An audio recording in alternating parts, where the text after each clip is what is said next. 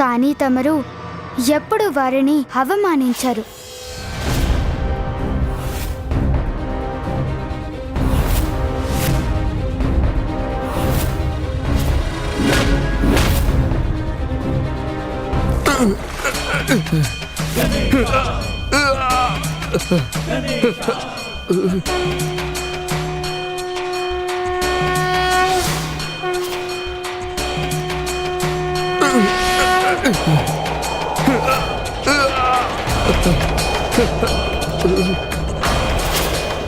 ఏం చేస్తున్నాడు? ఏదో అదృశ్య శక్తి నన్ను లాగేస్తోంది.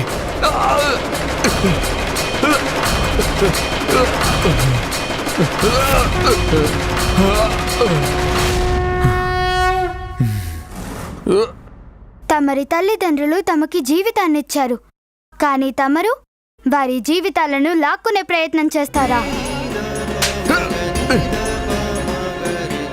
ఇది మీ మాతృమూర్తిని అవమానించినందుకు శిక్ష. అత్తయ్య మిమ్మల్ని రక్షించాలని చూశారు, కానీ తమరు ఆవిడనే మోసం చేస్తారా? జన్మనిచ్చిన వారికే నమ్మక ద్రోహం చేస్తారా? ఈ దెబ్బ తల్లిదండ్రులను బాధ పెట్టినందుకు శిక్ష. ఇది మీరు చేసిన పాపాలకు శిక్ష. ఇంకా ఇది మీ అమ్మగారు మీకు ప్రాయశ్చిత్తం చేసుకోవడానికి ఇచ్చిన అవకాశాన్ని కాలదన్నినందుకు.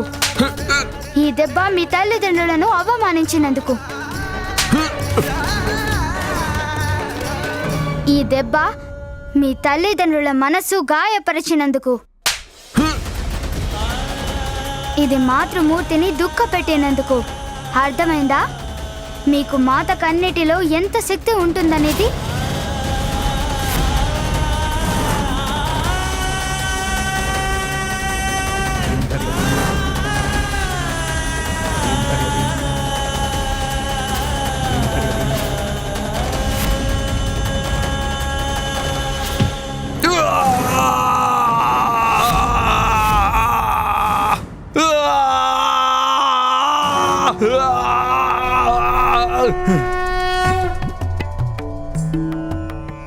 అత్తయ్య గారు, తమరాయనకి బాగుపడే అవకాశం ఇచ్చారు, కానీ తను బాగుపడాలని కోరుకోవాలిగా. పుత్ర గజానన, నువ్వు మా గౌరవ మర్యాదలు నిలబెట్టావు. సింధూరుడికి తగిన గుణపాఠం చెప్పావు. నాకు నమ్మకం ఉంది, తాను మళ్ళీ ఇక్కడికి వచ్చే సాహసం ఎప్పటికీ చేయడు. మీరెలాంటి తండ్రి బ్రహ్మదేవా?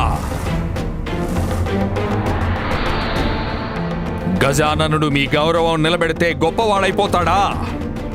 తమరి పుత్రుణ్ణి ఇంతగా అవమానించాడు, అయినా దాన్ని మీరేమాత్రం పట్టించుకోలేదు.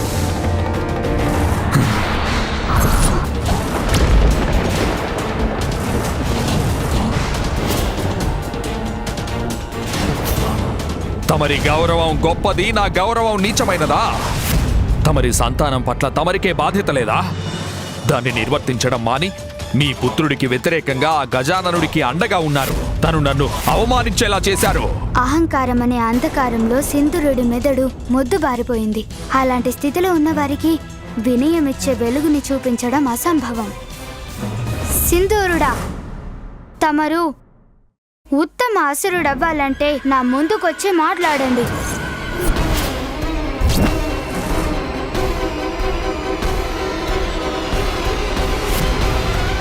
మహాదేవుడు పార్వతీదేవిల పుత్ర గజానన, నీ శక్తులంటే నీకంత నమ్మకం ఉన్నట్లయితే నిరూపించుకో నీ నమ్మకాన్ని.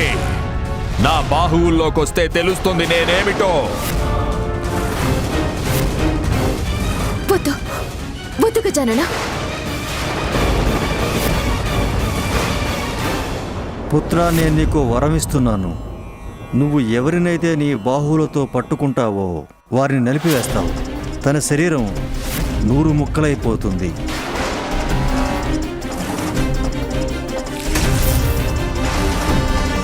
పుత్ర గజానన, ఆ పని ఎంత మాత్రం చేయొద్దు.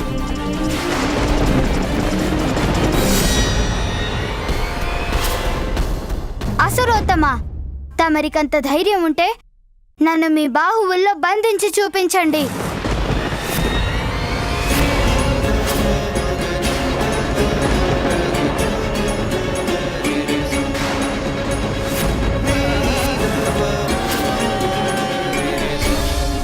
స్వామి, సింధూరుడికి బ్రహ్మదేవుడి వరప్రసాదముంది. తను గజాననుడిని తన బాహువుల్లో బంధించి నలిపేస్తాడు. గజాననుడు సింధూరుడి సవాలుకి ఎందుకు అంగీకరించాడు? ఇంద్రదేవా, గజాననుడి దగ్గర ఏదో ఒక ఉపాయం తప్పకుండా ఉండే ఉంటుంది. మీ మాట సత్యం కావాలనేదే నా కోరిక. లేకపోతే అది పెద్ద అనర్థం జరుగుతుంది. స్వామి, గజాననుడిని సవాలు చేసి సింధూరుడు దుష్టత్వానికి పరాకాష్ఠను చేరుకున్నాడు. నిశ్చింతగా ఉండు ఉమా. గజాననుడు చూడడానికి చిన్నవాడు అనేది నిజమే, కాని ఎంత గొప్ప శత్రువు మహాబాహువులైనా మన గజాననుణ్ణి బంధించలేవు.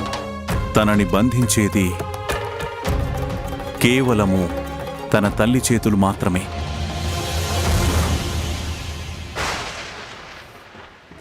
గజానన, నా భుజాలే నీకు నరక ద్వారాలు బాలక. ఇప్పుడు నిన్ను ఎవ్వరూ రక్షించలేరు గజాననా.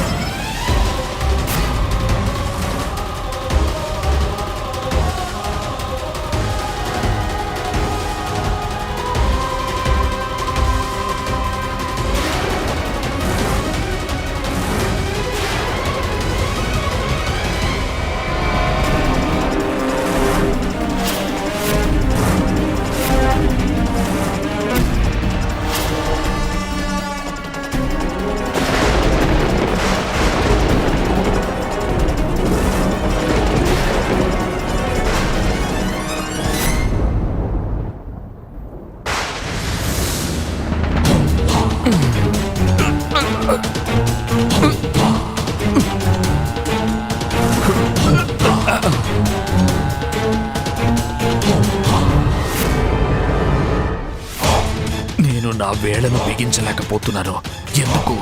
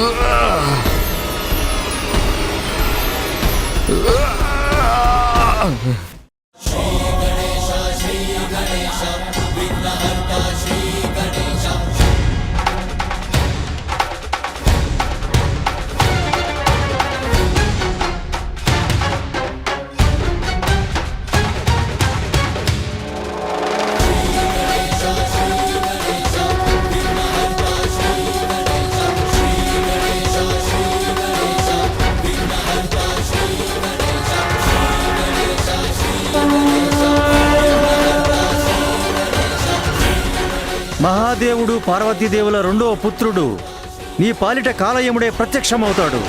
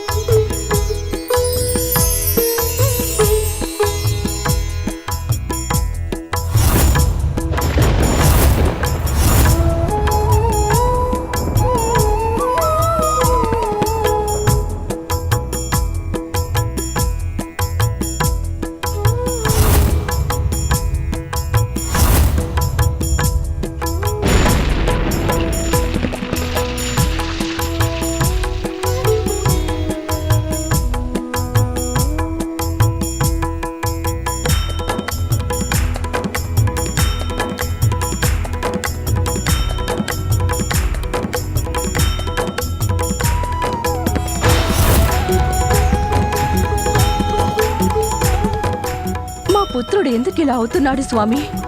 మీరే రక్షించాలి తనని. ఏదో ఒకటి చెయ్యండి స్వామి.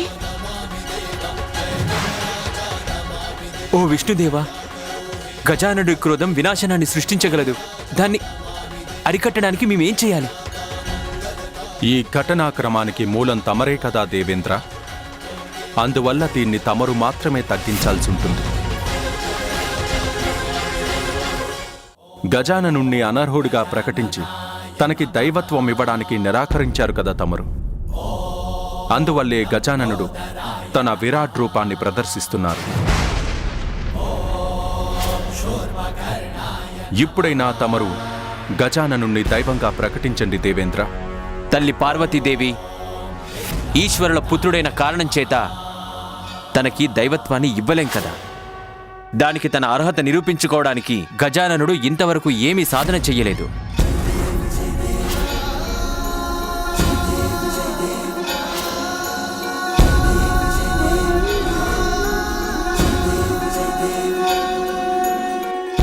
మహాప్రభు, దయచేసి నన్ను క్షమించండి. నా వల్ల పెద్ద తప్పు జరిగింది. నేను తమరిని గుర్తించలేకపోయాను. దేవతల రాజుననే గర్వంతో నేను తమరిని, తమరి తల్లిగారిని, తమరి కుటుంబాన్ని అవమానించాను.